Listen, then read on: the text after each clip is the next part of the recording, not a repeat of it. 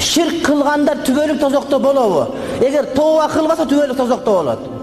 Арбактарга сыйынып, мазарларга сыйынып, теректерге чүпүрөк байлап, мазарга тыйын таштап, Сулайман тойго барып бир жерлериңи тийгизип жата бере турган болсоң, капыр болдуң, болду. Келмейди, тооба кылмайынча ошо бойдон өзүң тозокко түшөсүң. О, Базаргондо кыргыз каба, өзбек кабанын Давыт Пирим бар. Давыт Пиримге барып сыйынсаң, ширк, капыр болдуң, болду, бүттүң, тамам.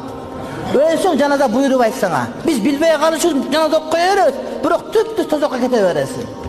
Кайра келме айтышың керек. Ла илаха иллаллах Мухаммад расулу. Катының туубай, Сулайман тойго барып, аяка сүйкөтүп, бияка түртөсүн, ширк имандан чыктың, капыр болдуң.